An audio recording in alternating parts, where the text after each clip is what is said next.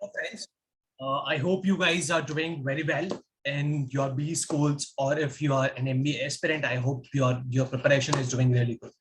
So today I am Shubham Ranka. I am from Team Prep Zone, and today I wanted to bring a very new topic, which I think a lot of you would be really interested in, which is how to approach guesstimates. Yes, you have heard it right. It is not only about quant, LRDI, and verbal. Even if you are a CAT aspirant, it is also once you actually convert, once you actually crack CAT, right? You basically have a decent percentile. Then you have your GDP around. So this guesstimates will serve as a good confidence booster for your GDPR preparation.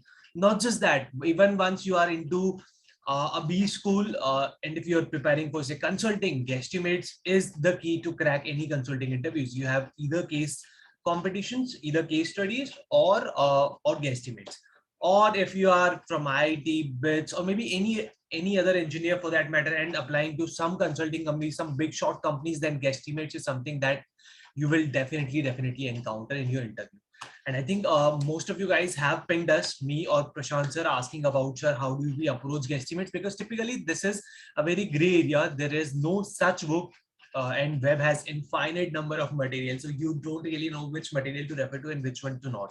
So today, this session is not really about a very in-depth knowledge, but it is about a sort of crasher, which gives you an idea on how do you approach guesstimates. And then the more you sort of attempt it, the better you will get.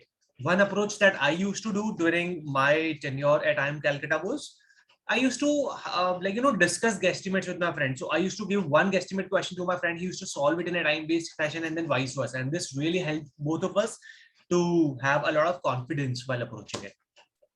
Okay, so without any further ado, let us move on with the topic for the day. So before even moving further, I think a lot of students ask, sir, what is a guesstimate? So if you are watching this video, let me know in the comment section that what is guesstimate? What do you think is guesstimate? Is it really about achieving a right answer? Or is it about the way to finally reach at your destination? So it is not just about being factually correct. Guesstimate is not about deriving the correct answer, but what it is more about is how do you approach and how do you derive the answer. So what are your steps? What is your thought process? What is your calculation? What are your different parameters that you've considered? A lot of other variables goes into the picture. So if I am an interviewer and if I am interviewing you, I would not uh, gauge you on the basis of your final answer, but on the basis of how are you approaching your problem. And that is what makes a lot of difference. But I think a lot of students get confused. The guesstimate is all about having a final answer. I've also seen a few students, I'm asking them how many cars run in Delhi. A simple question, how many cars run in Delhi? They will just give me a blanket answer, so 1 crore, 10 lakhs, 50 lakhs, without even approaching the problem, because they fail to understand the basic of guesstimate. And that is what I'm going to cover in depth in today's session. So stick with me. Okay. So for example, you might come across such question. For example, how many views does YouTube have per day? YouTube is a huge channel. Now, if someone is asking you how many views does YouTube have per day, so he is not interested in asking you a single number, so 1 crore, 2 crore, or X number is the YouTube total number of views. But what I'm more interested in is identifying that how is your thought process, how do you logically derive an answer for this particular question. So there can be n number of questions, and some sample questions can be, how many views does YouTube have per day? Or how much water is consumed in your society within a day?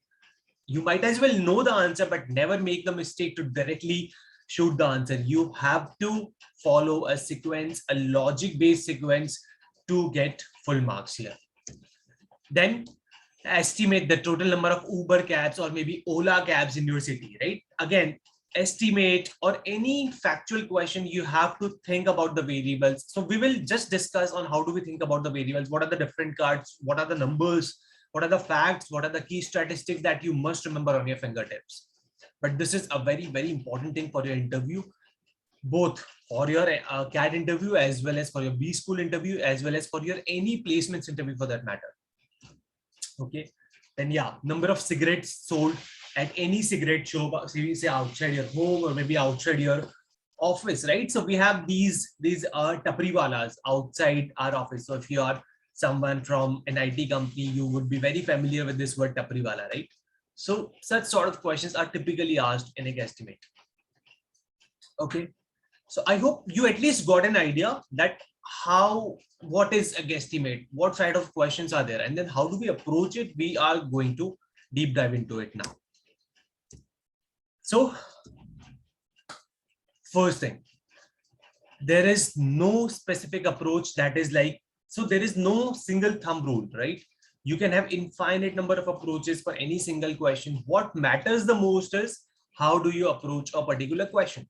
So how do you approach a particular problem? How do you approach what is your method? What are your steps that you have done? What is your logical assumption? And how well have you derived at the answer is what makes your approach the best, right? So there is no specific approach that is the best approach. So even if I'm trying to solve a question by an approach, that is not the only approach. And I would be happy to see your comments giving me some more approaches, some better approaches than mine. Okay. So for example, someone is asking you how much water is consumed in your society in a day. What would be your first step? How much water is consumed in your society in a day? You of course do not know that how much water all the people of your society is consuming, right? You cannot remember those facts, but then you can at least approach these problems, right? So now there can be typically two ways of approaching any guesstimate. One can be from the demand side. Demand is I am the person of a society, so I know what is my daily consumption. I can extrapolate that. I can have a mathematical formula.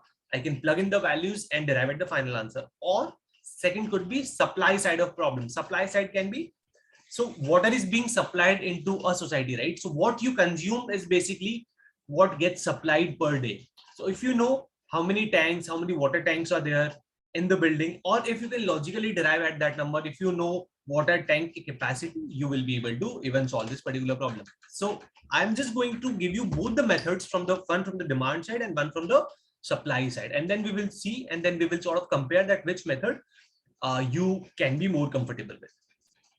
Okay. So method one is the demand method. Now what the demand method says is the total water consumption per day is nothing but total number of people in the society into average daily consumption, right?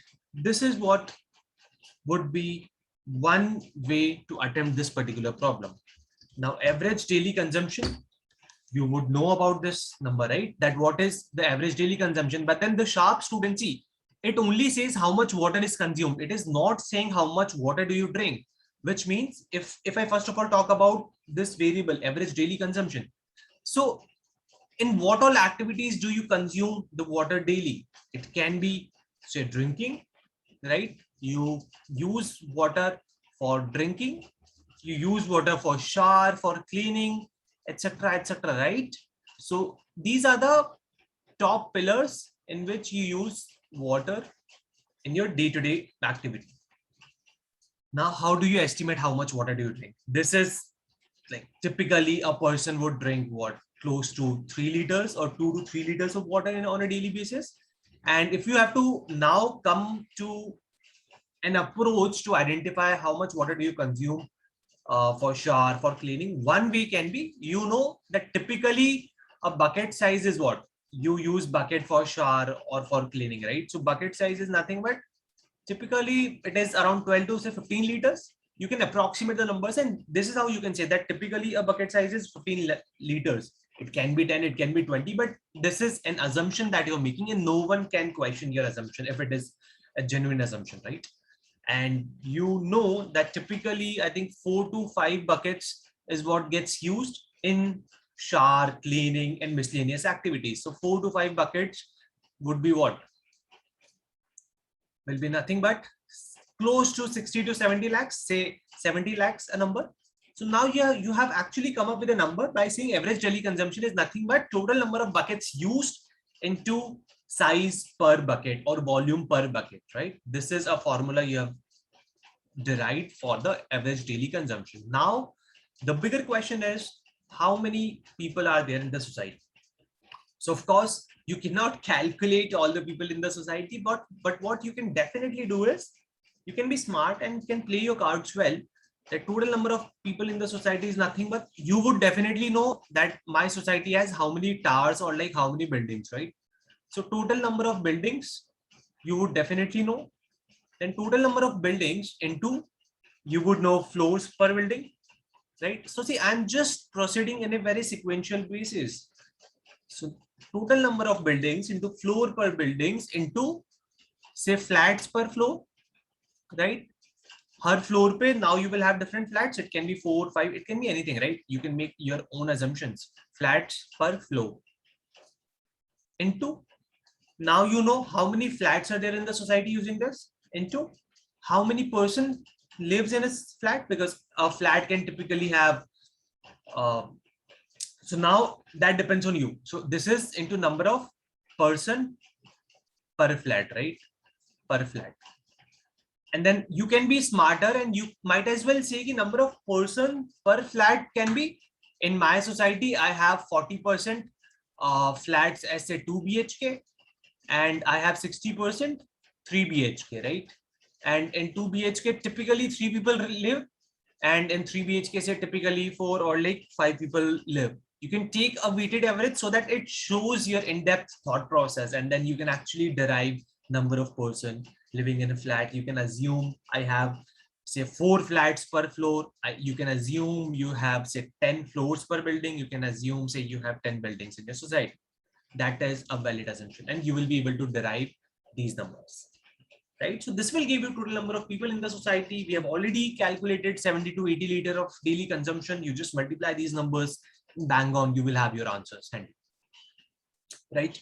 If you have any doubts here, feel free to comment and ask me. But you might as well ask me, sir, this was from the demand side. What can be the supply side? So similarly, see, step number 1 is I came up with this formula, which is a very logical formula. So supply side can be how many tanks do you have in the society into a capacity per tank. Typically, you know that these water tanks that we have over our house or like maybe over our flat or like over our building is close to, I think, 10,000 liters. This is like normal awareness. You can take any number basis your knowledge, but I believe it is close to 10,000 liters is the average tank size. Now, how do you calculate the total number of water tanks in your society? Again, same thing. You would know that how many water tanks are there per building, right? Water tanks per building into total number of buildings. This number can be 3, 4, whatever, right? It will not affect your answer. So you will just take a very logical approach that now water tanks in the society is nothing but total number of water tanks per building into total number of buildings in my society. And see, now you have actually broken down the entire problem into a very logical sequence, and you can put any number and you can get any answer. The answers may differ from an individual to individual, but all the answers are correct. All the answers are okay. All the answers are right as long as you have followed a very sequential approach. Is this clear? Moving further with some of the steps, some of the logical methods that you have to use in each and every guesstimate problem that you come across. So guesstimates, the primary objective of asking guesstimates, of having guesstimates in any interview round is to check how extensively you think. A lot of people put in their resume, in their CV, sir, I have a great problem, like I'm a great problem solver. I have a great I really have a great structured approach towards thinking any unstructured problem. I can break down problems. I'm like really great in terms of my thought processes. But then this is how you check anyone's thought process. Okay. And different things that you have to take care in your mind while attempting any guesstimates is you do not make any assumptions on the very first layer, right? So what I have done even earlier is I've broken down the problem into, so first step was to have a formula. Then again, the formula had 2 to 3 variables. I again came up with a logical formula for each and every variable, and then it became a 2 to 3 step problem for me. And once if I have deep dive into 2 to 3 layers, then that is the point where I can actually put in the values. Okay. and think as broader as you can.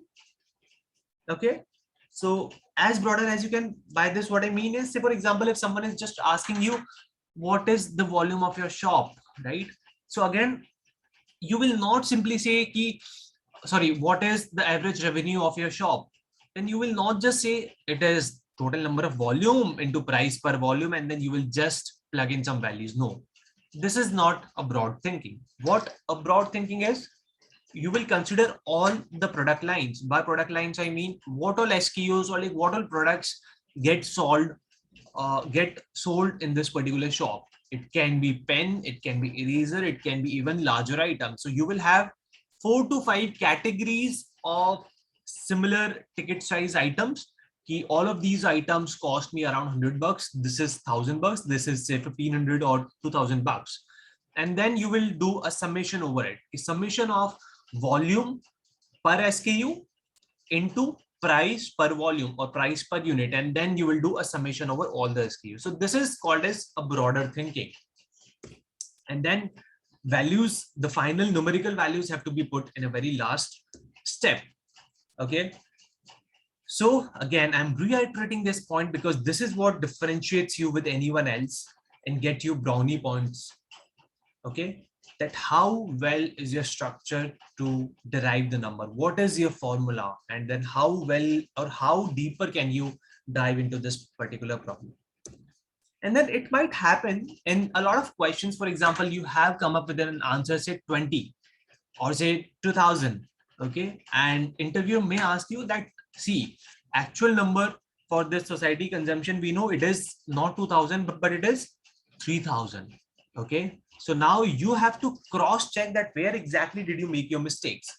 So now what you will do is, you know that you have to increase your answer from 2000 to 3000, which is a 50% increase, which means that in some of the assumption, you will just go and cross check and ask assumptions with the interviewer. So this was my assumption. I think this assumption was slightly optimistic. It has to be more by 50%. So you have to logically think and identify that particular variable or that particular assumption, which can give you a rise of 50%. It can be one variable, it can be 2 or 3 variables as well, depending on the complexity of the problem. Here, so these are the type of questions you would come across in any interview of your B school, of your undergrad, of your CAT. Okay, and we will also do deep practice or like in-depth practice of these guesstimates in the GDPI program. So going back, let us be on the same page that what are the steps that I follow. If I'm an interviewer, if I'm asking you any question, say if I'm asking you, hey Shubham, how many cars are there in Delhi? Okay, so you as an interviewer, you have to clarify the question. You have to be very clear, very focused in the interview. You have to clarify the question and do not directly jump onto the solution. You do not have to directly start the problem. First thing is repeat the question and ask the interviewer if your understanding is correct or not. Okay. So here, if someone is asking me how many number of cars are there in Delhi, first question that I would ask to get those brownie points is, sir, what kind of cars are those? Are those the personal cars, or we are talking about cabs, Uber, Ola? Okay. And if you're asking this question at the very first point to any interview, it shows your in-depth knowledge and that bags you some brownie points. Okay. So this is what I meant by clarifying the question to the interviewer.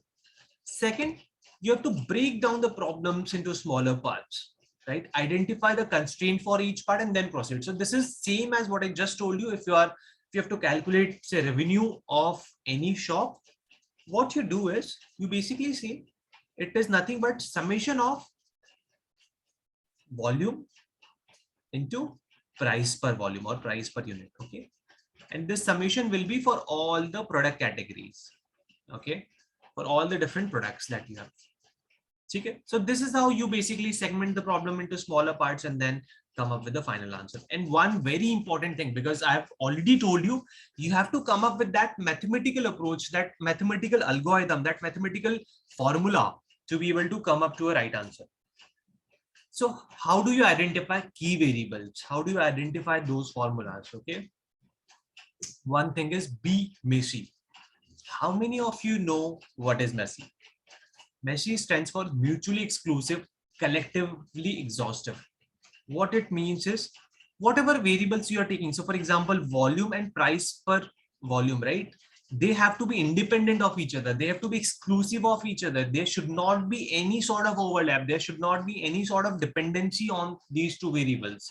Else the answers will not come correctly and the interviewer will not give you 100% points. Okay. So these are very important pointers. Be messy in identifying your variables. Variables have to be mutually exclusive. Okay. And typically whenever you solve any problems, you try to break down into, you try to do a segmentation of the problem, right? And common segmentation can be basis gender. You can say, okay, male ka you will do separately, female ka you will do separately. Then again, if you have to deep dive one more layer, you can break it down into age wise segmentation. Say 0 to 10 years, 10 to 20 years, 20 to 50 years, 50 plus. Then might as well talk about geography, urban, rural, or if it is a world class problem, then Asia, then you can break it into different continents, Asia, Africa, Europe, America, etc. etc. Then income wise is BPL, below poverty line, upper middle, lower middle, middle class, high class, and then solve the problem for each of these, right? So it depends on the nature of the problem, that the problem that is being asked, does it have any of these factors into consideration or not? Okay. So now before we solve some sample problems, let me give you some key statistics that you should have on your fingertips. So this is a very important conversation. 1 billion is nothing but 100 crores. World's population is 7.3 billion. India's population is approximately 1.3 billion. You can always approximate the numbers in an estimate. You don't have to be accurate, which is nothing but 18% of the total world's population. Average household size is 4.5. You can consider this as 4 or 5 for your for the ease of your calculation. Average age in India is 30. Average literacy rate 75%. All of these facts come into the picture when you try to solve a lot of problems. Area of India is what? 3.2 million kilometers square, right? And length of the roads in India is 160,000 kilometers. You can come across these problems. Okay. So I'm giving you these facts. Then Mumbai's area is 600 kilometers square. Delhi's area is 1600 kilometers square. And this is the average age distribution. It is very important out of all these parameters. Okay. A way to remember this is, say 15 years, it corresponds to 30%, which means 1 year typically corresponds to 2%. So that is how you can remember. Now 16 to 25, you have typically 10 years. So it should correspond to 20%. So the main idea is less than 25 years, you have 50% of the Indian population, and greater than 50% also, and greater than 25 also 50%. And that breakup is 25 to 50, you have 30%, and 50 plus, you have 20% of the population. Okay. So these are the common ones. If questions are complex, then these variables also come into picture. So number of cities in India is 500, number of towns are 8,000, number of villages are 6.5 lakhs. Now, if I may ask all of you, or rather check, how many of you know the difference between cities, towns, and villages? Comment your answers. Okay.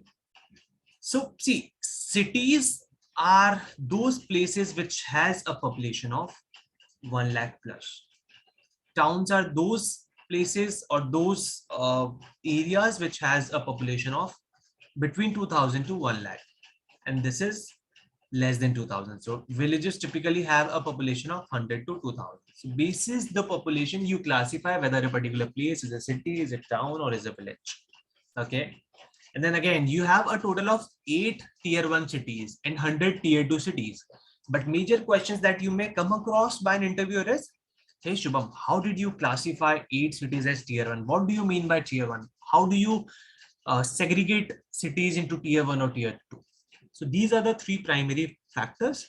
One is your living standard, exposure of people, and total number of job opportunities that are available at their disposal. So these are the 3 primary factors which determine whether a particular city is a tier 1 or tier 2. Then important population, because Mumbai is 2 crore, Delhi is 3 crore. Okay. Bangalore is 1.2 crore and Hyderabad is 1 crore. Then income distribution, as I said earlier, it is again very, very important. So it says See, high class, middle class, low, medium, and below poverty line. These are the 4 classifications that I typically do. You might as well break it into high, medium, low, okay, depending on your question and your level of appetite. So high is you have 10% of India's population which belongs to high income. Medium is approximately 30%, lower medium is 40%, and BPL is 20%. But one thing you have to be very sure is you have to know the definition of these segmentation. So for example, how do you classify high income group? So anyone who has a salary of above 32,000 per month, that is considered as high income group. Medium is 16 to 32,000, low is 8 to 16,000, and BPL is less than 8,000 per month. Okay, some more stats about the word are, so these are the stats of what total population we know. Male, female is typically 50%, not exactly, but yeah, you can use these numbers for your calculation. Then continent-wise distribution, as I earlier mentioned, Asia is 60%, Africa 15%, and then 10, 10, 5. And age group, same 0 to 5 will be what? This is 5 years, so 1 year is close to 2%, so this will be 10%, 20, 40, 21, 10, right? So this is how you can remember that this is the graph. 10, 20, 40, 20, 10. Similarly, if you talk about India, male, female is same. This is again a very important classification, rural and urban. Rural is 70% and urban is 30%.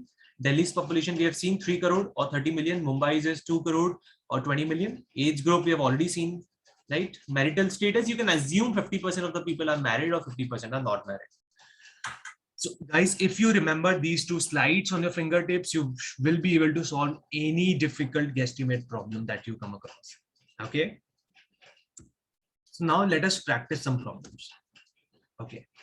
Let me ask you that estimate the annual revenue of a CAT coaching center in say Delhi. Okay. This is the problem. You'll be given typically 10 minutes or 5 minutes to think, to do some number crunching in your paper, to have the variables, and then you'll have to start. Okay, so comment me your approach. Meanwhile, let's discuss this. So see, you had to calculate the annual revenue of any CAT coaching center. So first thing is that I would ask to the interviewer is, sir, I understand that the objective of our guesstimate problem is that we have to estimate or we have to guesstimate the total annual revenue of any CAT coaching center in the location of Delhi. Okay, and by CAT coaching center, I have one question, that do we only consider one branch of that particular coaching center, or do we consider all the branches? So that this becomes a very sharp question, that a CAT coaching center, for example, Time has 10 branches in Delhi. So do we consider all the 10 branches, or is it only one? Okay. Let's say, for example, he says it is only one. Okay. Then how do we proceed? Of course, you have to calculate revenue. So you have to identify the revenue streams, that what are those streams of say any coaching center. Say Prep Zone is a CAT coaching center in Delhi. So what are its typical revenue streams? Okay. So tell me, I'm sure each and everyone can do this question, right? You all have been through this journey. Regular CAT classes, the batches of CAT that runs, right? Now, regular CAT classes is one. Then some coaching center also just sell their mock test series or say study material, right? For any student who wants to do self-learning. A third can be a corresponding class, or maybe say crash or say revision or say booster batches that happen. Why I'm taking these 3? Because ticket size of a booster batch is different than a regular batch, right? So now how do I have to deep dive into each of these to come up with a mathematical formula. So for example, what is the revenue that can occur from my regular classes? Of course, how do I calculate? One thing can be total number of batches that I run. Then in every batch, say how many students do I have, and then fees per student. That can be one way to come across this. Okay. Or alternatively, say there is a big CAT coaching, say for example, Time. So Time has multiple batches or multiple sessions that run in a day, right? So what I will do is total number of lectures that happen in a day. Okay. Total number of classes that happen per day. Say for example, someone has three, for example, a faculty member has 3 different classes in 3 different batches. So this is nothing but batches, okay? Or say number of classes that a particular faculty goes to in a day. Then what is the strength or what is the batch size? Again, same size, again, same thing, number of batches into batch size into fees per student. This becomes a very messy distribution, mutually exclusive, because none of the variables are dependent. Fees is not dependent on strength. Strength is not dependent on classes per day. Okay. And I can then estimate fees, say 10,000, strength, say 30, or say 100, classes per day, say 2, 3. Okay. You can take any numbers and this becomes your final answer. So this is regular number of classes. Okay. So you have received the revenue from regular number of classes. Then say test series. So typically my assumption would be that every student takes or opts for some of the test series. Okay. And test series can be time, IMS, CL, CRACU, PrepZone. Okay. So these 5 are the top test series. And I can assume distribution to be say 40, 30, 10, 10, 10. Okay. So I can assume that market share of time or like this particular CAT coaching center that I'm considering is say 40%. Again, this is my assumption. I can make any assumption that I want. Okay. So what I'm actually doing here is I will say the total number of CAT test takers that we would know 2.5 lakhs, 3 lakhs. Okay. Basis last year numbers, you can just increase them by say 10%. So that is the total number of CAT test takers, because my assumption is that every test takers at least opt for one test series. Okay. Then I will say into my market share. If I'm saying 40% is the market share of say PrepZone, then what I'm saying is out of 100 students, 40 students will at least opt for PrepZone test series. Okay. So what I'm doing is total number of test takers into my coachings or this particular coachings market share into fees, into average fees per month. I can again divide, be smart enough that fees ka average kitna hoga. Say 40% of the students take my advanced mocks, one is medium mocks, one is basic mock packet. Okay. Then I can do a weighted average and come up with the fees. Okay. But then again, this entire revenue will be catered to the entire institute, which might as well have say 10 branches in my particular city of Delhi. So I will have to divide this number by 10 because I have to just calculate the revenue of one particular branch. This was a very important point. And if you're doing something like this, you're definitely nailing the interview. Okay. So what I'm saying is I will put some values for my coaching's market share, and then I will multiply that by total number of CAT test takers into fees, and then I will have to divide it by number of institutes, because मुझे सिर्फ एक branch का और एक institute का और एक centre का रेवेन्यू निकालना है. Then again, एक correspondence classes का exactly same होगा जो हमने पहले किया, batches into strength into fees. It's just that fees का number will be different, and then I can actually plug in the values here to derive the final answer. Okay. So again, if this is clear to you, let us do slightly complex problem. You have to guesstimate the total number of people that are wearing white in Delhi on any single day. So again, you will start by focusing on the words wearing. Sir, what do I mean by wearing? So you would rather assume, sir, wearing basically for me with respect to this question is any piece of external clothes, not the internal clothes, but external clothes, which can be my shirt or my pant. Okay. So you would ask something like this so as to get those brownie points for your thinking. Then you will make some assumption that this single day can be weekend, it can be weekday. Weekend pay will be different, weekday pay will be different. Why? Because see, how many people wear white? First logical step that should come to your mind is, see, we have school kids who always wear white in Delhi, right? So you can make one assumption that if someone is going to school, he's definitely wearing white. Okay, given it is a weekday. So first assumption has to be, sir, this is a weekday. Okay. And second assumption is you are only considering for the safety, for the simplification purpose that either a person is staying at home or is going out for work or say school, right? Because people might go to party, leisure, and then there can be infinite ways. But you're actually making an assumption that, sir, I'm neglecting all the leisure or parties. Why? Because again, a person will wear more number of clothes, and if he is wearing more number of clothes, then his probability of wearing white increases, which is why I have made this assumption. Okay. So now first thing is, what should be my segmentation?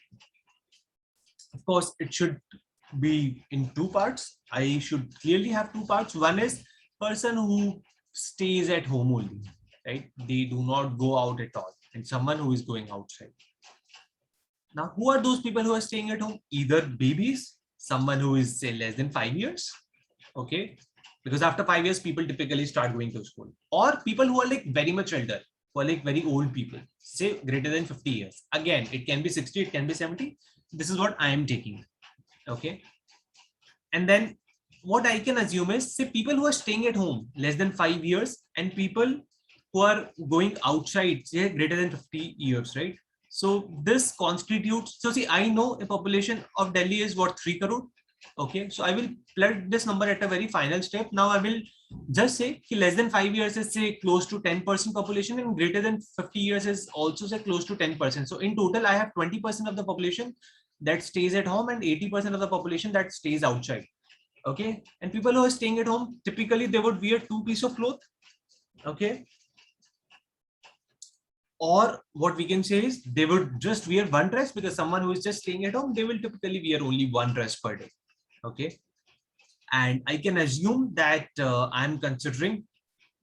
So again, this is my assumption that typically there are say 10 colors possible for a cloth. Of course, they can be infinite, but for the ease of the calculation, this is my assumption that there are 10 clothes. There are 10 primary colors that anyone wears at home. So now what I'm doing is, there are 10 colors, which includes white as well. So I can have a uniform distribution of every color. So I can say ki white, black, blue, yellow, green, red, in sabka probability is same. And in total, I have 10 colors. So probability of a person wearing white is what? 1/10, which is 10%. So now I know that 20%, 3 crore ke 20% of the population are staying at home, and 20% of the population ka probability is nothing but 1/10. This is what will give you the answer. Okay. So I have already covered the people who are staying at home. But then what about the people who are moving out? People who goes out, they goes out in the morning. They can either be students or working people. So now the people who are going out, they typically wear 2 dresses per day, right? And these are the people who are between 5 years and 50 years. So these are 80% of the people. Okay, 20% was already covered here. 20% was already covered here. So this is 80%. Okay, and they would wear 2 dresses per day, ideally, because they are going out. So one is the dress for outside and one is the dress for home. Now again, they can be either students or working people. Okay, so students will be what, 5 to say 20 years of age. 5 to 20 years, I can assume that breakup of this 80% can be 5 to 20 years and say 21 to 50 years. Okay, so I would roughly assume 5 to 10 years can be 20 or say like 25%. Okay, and remaining will be 55% is the people who are moving out, or I can say 30, whatever. Okay, so now people who are say going to school, I would assume that school dress is white. Or again, I can say that out of all the schools, say 80% or 90% of the schools have white as their uniform. Okay, some might as well have light blue. So you can make those sharper assumptions. But say if I'm assuming that the school dress is white and non-white pants, then I would say 100% of these people will be going to school wearing a white. So 100% of the students will be wearing white. Okay. However, for the people who are working, now they see if they have already wear white while going to school, then it does not matter what they wear in the evening, right? Because wearing simply counts for whether you're wearing white in the morning or you're wearing white in the evening. It will just be counted as a one single entity. Okay, because number of people is essentially same. It's the same person. So people who are going outside, how do we calculate their probability? That is the major question. So see, people who are moving outside, they can wear any piece of cloth while they are outside, and they can wear any piece of cloth while they are inside. So now this becomes a very simple probability question, that you have 10 options for each of these places, right? So you have to calculate the probability that at least one of these 2 places has white. Okay, you have 10 colors for position 1, 10 colors for position 2. What is the probability of having at least one position as white? So at least one is nothing but 1 minus none. 1 minus none is 1 minus What is the probability that someone does not wear white here? It is 9 by 10, and same is the case here, 9 by 10. Okay. So what I've done is I have said my probability of wearing white when I am working outside is nothing but 1 minus 9 by 10 into 9 by 10, which is 19%. And that is done. Now you can multiply all of these numbers by 3 crore to finally come up with the answer. See how smart, how difficult question was it, and then you have applied. If you are someone who loves maths, you can showcase. See, I'm great in maths. I love doing maths, and this is why I like it, because you are applying the concept of probability, PNC, and those basic concepts that we learned during a CAT prep or during class 11, 12 here, and then solving the question. Okay. So just let me know in the comment section, did you really like this? Do you have some clarity? Do you know how to approach? And if there is any other guesstimate problem that you want me to solve, you want my approaches, comment kar do. I would be happy to take more sessions of it. Okay. And especially for the people who are looking out for placements, one special gift that we as Team Prep Zone have for you guys is, so we have just started this batch last year and it has been in huge demand. So I'm sure this can help you. Is our MBA placement booster workshop. Okay. So what is this all about? This is nothing but, this is a very comprehensive course. Okay. And it is specially designed for all the B school joiners. So any student who joins a B school, he has absolutely no clue. So what is finance, what is marketing, what is general management, what is product management, what is operation, e-commerce, HR, analytics. You have a lot of buzzwords, right? And you're absolutely clueless which area are you inclined in. You are very scared. You're an engineer. You don't know accounting. You don't know what is debit. You don't know what is credit. And this is where this placement booster workshop comes into picture. Says, hey man, if you're just joining a B school, or if you're preparing for your summer placements, or if in case say you're preparing for your final placements, you don't need to worry at all. We are there and we'll help you sail through it. We'll help you with each and every domain that you may be worrying about. So this workshop covers all the domain: product management, finance, consulting, marketing, general management, analytics, HR, operations. These are the typical 8-9 workshops that we cover here. And you can even choose for any single domain. If you are into a B school, you need help with say product management, you can just opt for this workshop. Okay. This will have a personalized industry mentorship. Someone who is there in the industry, who is a B school alum. I'm Ahmedabad, Bangalore, Calcutta alum, who has a good number of years of experience into industry. He will be helping you. He'll be mentoring you. Sessions typically happens live, but recordings are given to you, so you can relearn, rewatch these videos. Also, if you're someone who's just joining a B school, or you're inside a B school, you're in the process of making your CV, you want help with the CV reviews, CV making, which is a very tedious task. I know, been there, done that. So that is also something that we cover here. We help you with the CV reviews as well. Okay. So CV reviews are covered, and case discussions. You can go to our YouTube channel. You can see we have done a few case studies as well. Okay. On the mergers, on the M&A deal. And that sort of opportunity you get real feedback from the mentors on your case discussions. Okay. And you can discuss with the mentors about your area of interest, which jobs to apply to, which companies to shortlist to, anything with respect to your placement process.